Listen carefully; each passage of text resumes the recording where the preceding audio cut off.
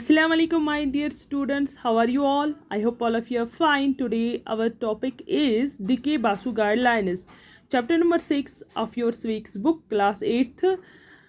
And the name of the chapter is Understanding Our Criminal Justice System. And today's topic is DK Basu Guidelines, page number is 71.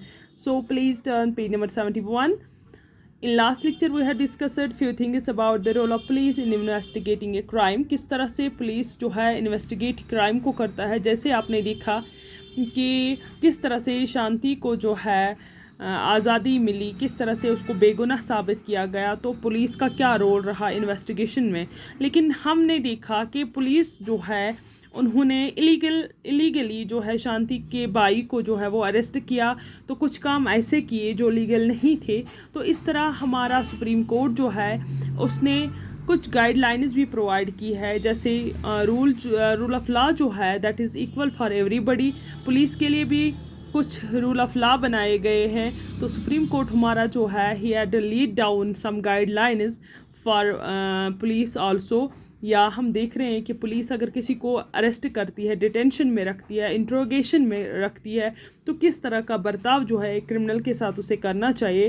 क्योंकि criminal जो है उसके लिए भी हमारी constitution जो है आर्टिकल 22 में हमारी कॉन्स्टिट्यूशन ने क्रिमिनल लॉ गारंटी जो है कि every arrested person have some fundamental right, जो मैंने आपको पिछले लेक्चर में पढ़ाए हैं कि किस तरह से उसको ट्रीट करना चाहिए, क्या करना चाहिए, किस तरह की रिमांड करनी चाहिए। तो आज हम उस बारे में बात नहीं करेंगे। आज हम DK बासु की, जैसे सुप्रीम कोर्ट ने गाइडलाइंस प्रोवाइड किए, इसी तरह से DK बासु जो थे एक बहुत बड़े आदमी थे जिसका नाम जो है ये साउथ साइड के थे। DK Basu he was basically the member of legal aid service of a non political organization. ये एक नॉन पॉलिटिकल ऑर्गेनाइजेशन के लीगल मेंबर थे।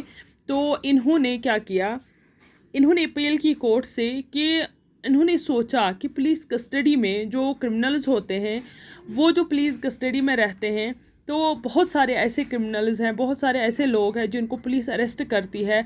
जब तक केस उनका सॉल्व हो जाता है तब तक पुलिस कस्टडी में उनकी डेथ हो जाती है, क्योंकि पुलिस जो है वो उनके साथ अच्छा बर्ताव नहीं करती है, ज़्यादा हार्श या इल ट्रीटमेंट करती है, उनको पनिशमेंट बहुत ज़्यादा अपने हाथ में कानून ले लेते हैं, उनके साथ बहुत बुरा बर्ताव करते हैं। तो इस तरह से पुलिस कस्टडी में बहुत सारे लोग जो है उनकी डेथ्स होती है। तो इस तरह से उसने सुप्रीम कोर्ट में अपील की कि कुछ इनके लिए कुछ ऐसा करना चाहिए, ऐसी गाइडलाइंस प्रोवाइड करनी चाहिए। तो सुप्रीम कोर्ट ने उसकी ये अपील जो है एक्सेप्ट की और उसी की गाइडलाइंस जो है वो सुप्रीम कोर्ट ने इशू की, जिसको DK बासु की गाइडलाइंस से जाना जाता है।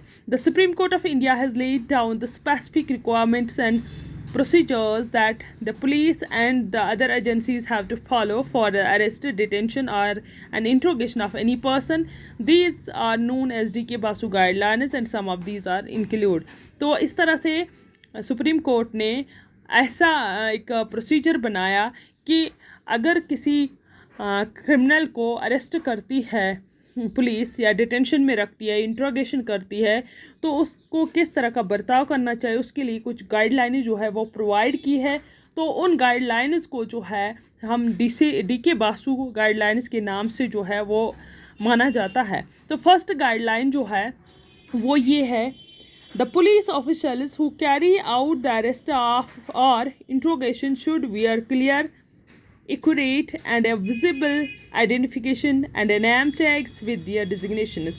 कहते हैं अगर कोई पुलिस वाला, कोई इंस्पेक्टर किसी को अरेस्ट करने जा रहा है, किसी एक्यूज्ड पर्सन को अरेस्ट करने जा रहा है, जब वो उसको अरेस्ट करता है तो ये पुलिस वाला खुद जो है उसको जो है कैजुअल क्लोथ्स लगा के नहीं जाना चाहिए। इसको एक प्रॉपर जो है ये यूनिफॉर्म होनी चाहिए, इसकी प्रॉपर एक आइडेंटिफिकेशन होनी चाहिए। इसके आप देख रहे हो पुलिस वाले की जो है छाती पे उसके नेम प्लेट लगे होते हैं।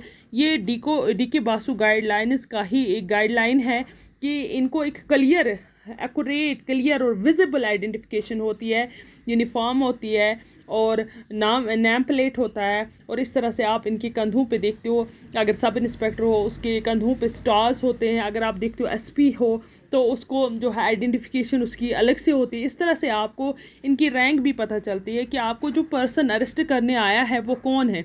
वो SHO है, वो SP है, वो DIG है, या वो थानेदार है, या वो एक सिंपल पुलिस वाला है। तो इस तरह से इनकी यूनिफॉर्म पे ऐसे कुछ सिंबल्स बनाए गए हैं, इनको इशू की गए हैं, जिससे एक आम इंसान को पता चलता है। देखो, हम अगर खाकी यूनिफॉर्म में किसी को भी देख लेते हैं, हम दूर से कहते हैं ये पुलिस वाला है। फिर अगर हम उसके यहाँ पे देखते हैं कंधे पे अशोका लगा हो और स्टार्स लगे हो, तो हम दूर से जाते हैं कि या तो ये DIG हो सकता है, या तो SP हो सकता है। अगर स्टार्स लगे हैं तो हम कहते हैं ये SHO है ना। तो इस तरह से कहते हैं, ये DK बासु की गाइडलाइंस में ये पूरी तरह से लिखा गया है कि clear accurate and visible identification होनी चाहिए और नेम टैग्स होने चाहिए, जिससे इनकी डिजिग्नेशन जो है वो पता चले, ताकि ये जो अरेस्ट करने आया है कोई पर्सन हमें या किसी को, तो ये कौन है। सेकंड जो है, a memo of arrest should be prepared at the time of arrest, should include the time and date of arrest. It should be attested by at least one witness who could include a family member or a person arrested. The arrested memo should be countersigned by the person arrested. देखो क्या कहते हैं अगर किसी बंदे को arrest करने आ रहे हैं तो इस पुलिस वाले को बाज़ाब्ता एक मीमो बनाना चाहिए, एक पेपर जो है उस पे ये लिखना चाहिए, एक पेपर बनाना चाहिए जिस पे ये लिखना जाए टाइम ऑफ अरेस्ट, किस टाइम इसने इसको अरेस्ट किया। क्योंकि हम देख रहे हैं बेसिकली कश्मीर में, आप देख रहे हो बहुत सारे ऐसे लोग हैं, कभी रात को आ जाते हैं, हम कहते हैं ये कभी आर्मी वाले थे, कभी पुलिस वाले थे, तो हमें पता ही नहीं चलता कि अरेस्ट किस टाइम किया। वो कहीं न मीमो उनके पास, वो ज़बरदस्ती उनको अरेस्ट करके ले जाते हैं। इस तरह से बहुत सारे ऐसे नौजवान हैं जिनके बारे में हमें अभी तक पता नहीं है कि ये कहाँ गए, क्योंकि हमारे पास उस टाइम पे कोई मीमो लीगल पेपर्स नहीं थे लेके आए थे। तो इस तरह से मीमो होना चाहिए जिस पे टाइम होना चाहिए कि किस टाइम इसने इस बंदे को अरेस्ट किया, उसको डेट मेंशन होना चाहिए कि किस बंदे को अरेस्ट, और एट लीस्ट जो ये मीमो बनाएंगे it also should attested by at least one witness. जब किसी को अरेस्ट कर रही है पुलिस तो कम से कम एक विटनेस वहाँ पे होना चाहिए कि पुलिस वालों ने इसे अरेस्ट किया। अगर विटनेस उसका चाहे वो फैमिली मेम्बर ही क्यों ना हो, अगर फैमिली मेम्बर हो उनके सामने इसको अरेस्ट करना चाहिए और उस अरेस्टेड पर्सन से उस मीमो पे काउंटर साइन करना चाहिए, वो खुद उस पर साइन करना चाहिए कि मुझे ये पुलिस जो है वो अरेस्ट करके ले जा रही है। So the person arrested, detained or been interrogated has right to inform a relative, friend or a well wisher. अगर किसी पर्सन को पुलिस अरेस्ट करने जा रही है तो उसको DK बासु की गाइडलाइन के मुताबिक जो है, जो सुप्रीम कोर्ट ने इशू की है, उस डिटेन्ड पर्सन का अगर वहाँ पे कोई नहीं था अरेस्ट के टाइम तो उसको उन्हें या उसको बात ये पूछताछ के लिए ले जा रहे हैं तो पुलिस को ये जो है पुलिस के लिए मैंडेटरी बनाया गया है कि उसको ये एक्यूज़र पर्सन का राइट है कि उसके किसी फैमिली मेम्बर को या फ्रेंड को या रिलेटिव को जो है इन्फॉर्म करना है कि ये फलानी बंदे को जो है इसको अरेस्ट करके ले जा रहे हैं। When A friend or a relative outside the district, the time police of arrest and a venue custody must be notified by police within 8 to 12 hours after arrest। अगर किसी पर्सन को उस पर इल्ज़ाम है कि उसने चोरी किया, मर्डर किया, उसको वो अपने डिस्ट्रिक्ट में नहीं कहीं किसी और जगह पे अरेस्ट कर रहे हैं, उसका पता चला उसको अरेस्ट करें, तो वहाँ पे उसके जो है फैमिली मेम्बर्स नहीं हैं, वहाँ पे उसके फ्रेंड सर्कल नहीं है, तो ये पुलिस की जिम्मेवारी है उनको 8 से लेके 12 घंटे तक उनके घर वालों को इतला देनी है कि उन्होंने फलानी बंदे को अरेस्ट किया है। तो ये थी DK बासु की कुछ गाइडलाइंस जो सुप्रीम कोर्ट ने जो है वो फिर इशू की, और ये जो है हमारे आप देख रहे हो गाइडलाइन जो है ये भी एक तरह की कानून बने हैं, तो ये चीज़ें जो है ये पुलिस वालों को फॉलो करनी चाहिए। तो इस तरह से सेकंड जो इम्पॉर्टेंट है आपको वो है FIR। हम देखेंगे FIR किससे, कि आप बचपन से या फिल्मों में देखते आए हो, हमेशा बोलते हैं कि इसका FIR काटा गया, FIR लिखाया गया। तो आज हम देखेंगे FIR बेसिकली है क्या। FIR ये 3 टर्म्स है, F capital FIR। FIR basically means first information report.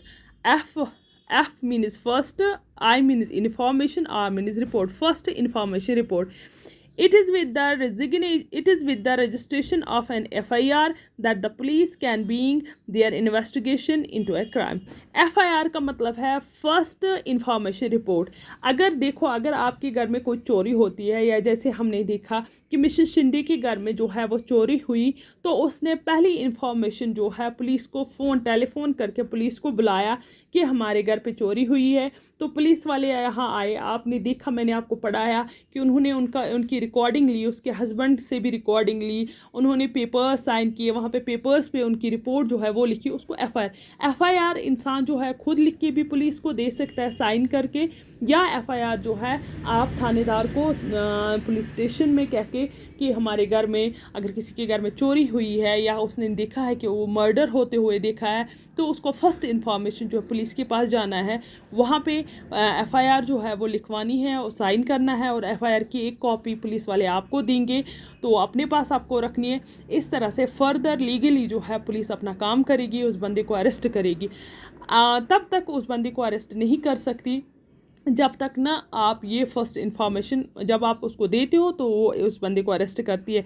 तो ये जो है कहते हैं रजिस्ट्रेशन होती है. It is with the registration of an FIR. Police station में हम FIR, ताकि पुलिस जो है अपनी फर्दर इन्वेस्टिगेशन उस क्राइम की करे, जो गुनाह किया हुआ है या मर्डर किया हुआ है उस पर फर्दर इन्फॉर्मेशन करे. The last state is that it is compulsory for an officer in charge of a police station to register an FIR whenever a person gives information about a cognized offense. कहते हैं ये police वाले की duty है, in charge जो उस police station का होगा उसकी ड्यूटी है कि उसको रजिस्टर करना है, उसको लिखना है FIR. अगर उसको कोई बंदा जो है इन्फॉर्मेशन देता, फर्स्ट इन्फॉर्मेशन देता है कि फ़लानी जगह मेरे घर में या किसी और जगह या किसी ने किसी को मारा, किसी ने किसी के घर में चोरी की, अगर उसने देखा, तो ये अगर वो जाए तो पुलिस वाले को भी, जो पुलिस स्टेशन का इंचार्ज होगा, उसकी रिस्पॉन्सिबिलिटी है, उसकी ड्यूटी है कि अगर ऑफेंस जो है वो कॉग्निजेबल है. कॉग्निजेबल मीन्स अगर सच में कोई, ये देखो दो तरह के क्राइम्स होते हैं, cognizable and non cognizable. Cognizable offence हो गए जैसे मर्डर है, रेप है, चोर थेफ्ट है ना, ये चीज़ें जो है इनको बोलते हैं कॉग्निजेबल. नॉन कॉग्निजेबल वो इन पे क्या होता है, आप जो ही पुलिस को इन्फॉर्मेशन देते हैं, पुलिस आके देखेगी, विटनेस अगर मिलेगा वो विटनेस के बेस पे उनको अरेस्ट करेगी, फिर कोर्ट अपनी कार्रवाई करेगा. नॉन कॉग्निजेबल ऑफेंस हो गया आपके घर में जो है तू मैं हो गई नेबर्स के साथ, गाली गलौज हो गया, तो उस बात पे जो है पुलिस जो है उनको एक्यूज्ड पर्सन को गाली गलौज पे बात पे अरेस्ट नहीं कर सकती, क्योंकि उसके लिए उनको फर्दर इन्फॉर्मेशन इन्वेस्टिगेशन करने की ज़रूरत है कि गलती किसने की है. तो इस तरह से है कॉग्निजेबल हो गया जो सीरियस मैटर हो, जो सीरियस हो, जैसे रेप है, वहाँ पे विटनेस होगी, किसी ने करके देखा कि लड़की को ऐसे किया गया, उसका मर्डर किया गया, तो वो ये जो है ये कॉग्निजेबल ऑफेंस है. मर्डर है या थेफ्ट है, जैसे शांति की वहाँ पे उसके पैसे मिले, या वहाँ पे उसका हस्बैंड भी था, उनके घर में किसी का आना जाना और नहीं था, तो इस तरह से ये चीज़ें, ये ऑफेंसेस, ये क्राइम जो है ये होते हैं कॉग्निजेबल. तो कहते हैं अगर कोई कॉग्निजेबल क्राइम लेके उसकी इन्फॉर्मेशन लेके पुलिस के पास जाता है, तो पुलिस इंचार्ज की ये रिस्पॉन्सिबिलिटी, ड्यूटी है कि वो जो है FIR जो है वो फर्स्ट इन्फॉर्मेशन रिपोर्ट वहाँ पे लिखे. The information can be given to the police either orally or written. आप ज़बानी भी पुलिस वाले को कह सकते हो कि मैंने ऐसे देखा, उसके घर में ऐसे हुआ, उसने उसको चाकू मारा या मर्डर उसका हुआ, मैंने अपनी आंखों से देखा, तो पुलिस जो है, या आप वर्बली ऑरली उसको कह सकते हैं, ज़बानी कह सकते तो वो लिखेगा, या आप उसको रिटन भी लिख के भी दे सकते हैं. The FIR usually mention is the date. उसमें डेट मेंशन की जाती है, टाइम कि किस टाइम आप वहाँ पे गए, and place of the offence, और कहाँ पे ये गुनाह हुआ है. Details of the basic facts of the offence, पूरी डिटेल्स ली जाती है, including the description of the event, कि कत्ल करने वाले के हाथ में क्या था, उसको कौन से कपड़े उस टाइम पहने हुए थे, कहाँ पे था, किस बेस में आया था.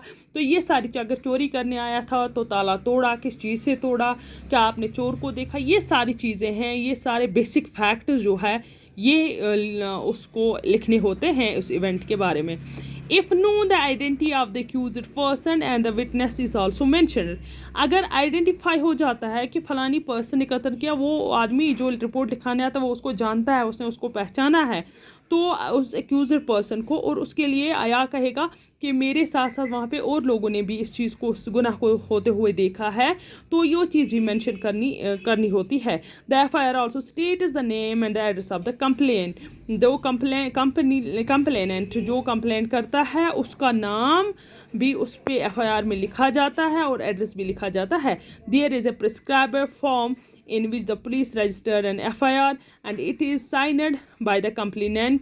अगर ये एक FIR जो है लिखाया जाता है, उस पे कंप्लेनेंट जो है बोथ वो साइन करते हैं, और एक कॉपी जो है वो एक्यूज्ड वो इस FIR लिखाने वाले के हाथ में देंगे, और एक कॉपी जो है वो पुलिस जो है अपने पास रख सकती है। जो इस पर्सन के हाथ में दी जाती है वो इसलिए दी जाती है ताकि अगर पुलिस अपनी कार्रवाई ना कर सके तो फर्दर इसकी कार्रवाई करने के लिए वो कोर्ट जा सकता है एफआईआर की कॉपी लेके कि उन्होंने पुलिस स्टेशन में एफआईआर लिखाई और पुलिस ने जो है कार्रवाई नहीं की।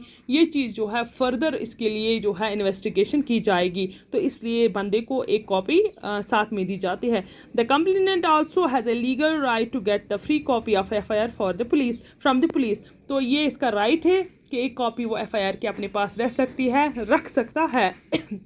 इस तरह से ये हमने एफआईआर के बारे में पढ़ा। तो next is that is what's the role of public prosecutor. I think it is enough for today. कल हम इसके बारे में पढ़ेंगे पब्लिक प्रोसिक्यूटर का रोल क्या है and what's the role of जज। I think it is enough for today. Thank you, have a nice day.